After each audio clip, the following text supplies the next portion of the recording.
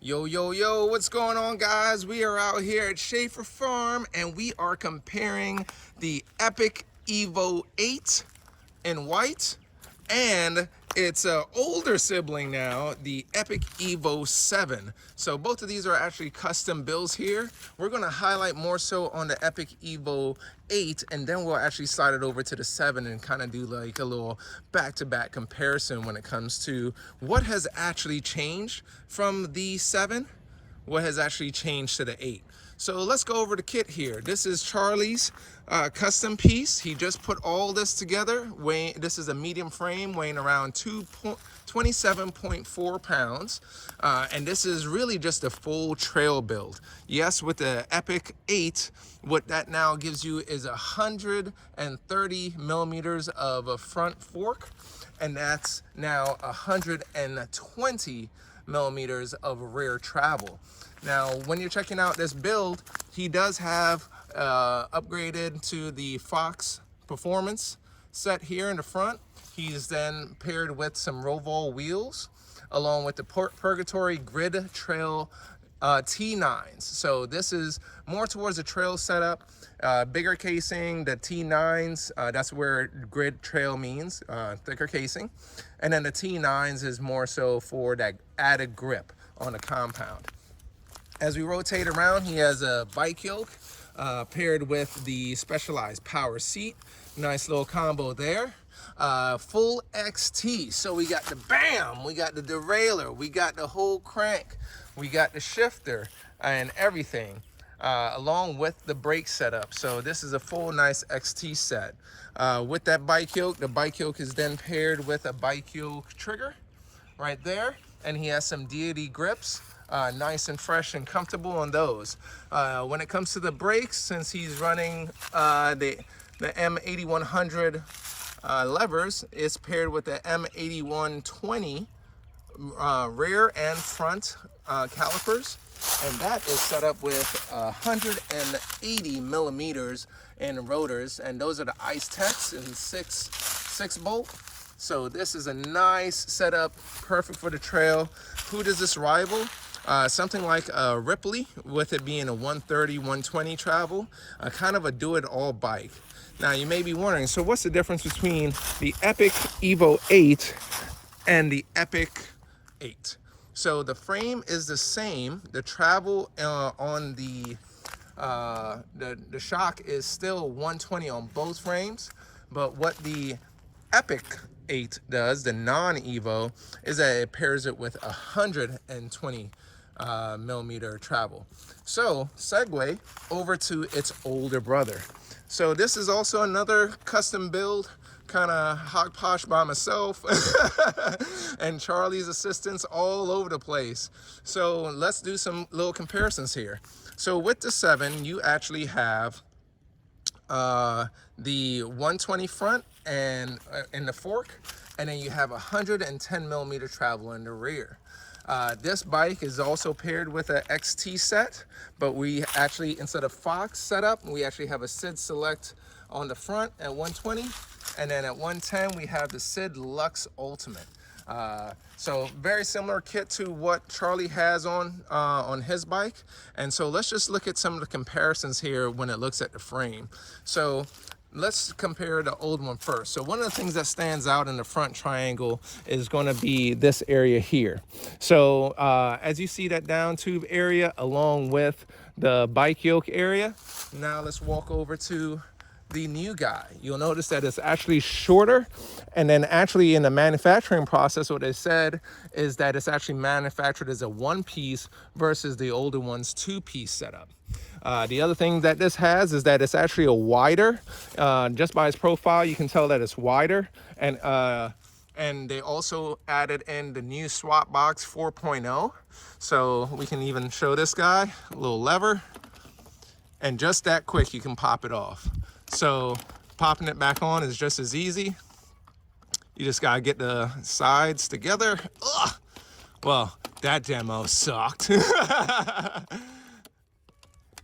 then there you go. So that's one of the changes that you can see visually already. Other things that you can see is the actual arm here. This whole assembly is different. Just visually, you can see that it is a different piece as far as it being longer on the newer model versus on the older model. We go back to the rear triangle. It is not a carryover. This is a whole new bike design. So the stanchion is actually a little bit thinner from what we can tell.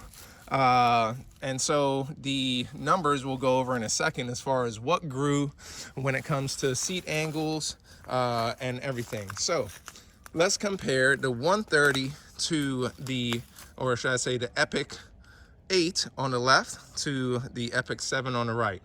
So in size medium, mine is an extra large, so visually it's not exact. So when we look at this, we have the stack height, which is going to be different from the older one. So the older one was 597, and then the new one here is 601. The reach is actually longer on this guy, being at 445 for the new one and 436 for the older one. The head tube length is a little bit smaller, actually, 95 millimeters versus 100 on the 8 versus the 7. The head angle is one of the biggest differences that you'll have, this being a 65.5 degrees versus the older one being 66.5, and both of them still do come with that little flip chip, is what I'm told, unless it's on this side.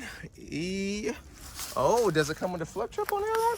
So it does come, it just doesn't stand out like it did on the other one as far as saying like what way to do it, but as soon as you disassemble it, it does have it. The other important part that has changed is that with that head tube angle, head angle being a little bit more aggressive, more towards the trail side, being a 1 degree slacker, is that the seat angle has actually gotten steeper to kind of offset that. So it brings back in the cockpit to have that nice, comfortable set. And from visually, it most likely also, and even just sitting on this versus his last one, the cockpit feels nice and good. So on this one, it's also a 50 millimeter stem that he has on here from 1UP, and that's paired with the 1UP bar. And that's what they actually recommended on the bike. I believe it was a 60 millimeter on the older bike when you got it OEM. And so 50 millimeter is kind of that nice standard for the downcountry. Now, when it comes to chainstay, believe it or not, the new one is actually shorter at 435 millimeters versus 438 millimeters. Very interesting. And your BB drop is actually lower on the newer one, being at 41 millimeters of drop versus a 36 millimeter in the medium size. So it just, all those numbers just correlate to be, it's just going to be more capable than the previous model all around. So you have 10 millimeter travel all around on it. You have the weight is actually around the same, actually. It gained some weight just by a hair, I think. No, the frame is actually lighter.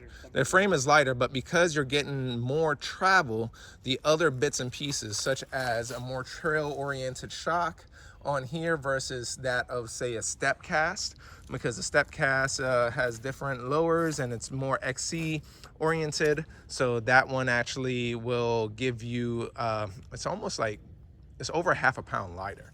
But hey, with this one, this is what you need right here. So this is a nice all-around kit comparing the two generations. But get you some goodness if you can from your dealer, because these are on a great sale. The frame, you can buy this frame only. They do have only 2 colors right now, I believe. They have a white.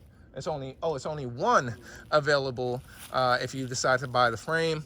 And then the comps come in on the Epic Evo 8 with a respected kit, actually. They do not have a base model right now. It's just called a comp that comes with GX, comes with Fox parts as well when it comes to the fork and shock. So get you some. This is definitely a nice kit. We're about to hit the trail before the sun goes down, and so far pedaling, it's different, but it's really good already. A lot more capable than my bike, I would say. So I'm leaning more towards mine. More towards the XC, but if if I wanted a trail bike, this would definitely be the way to go. This, the Ripley, and all those other bikes in this particular category. But being at 27 pounds, that's kind of tough to beat and still be this capable.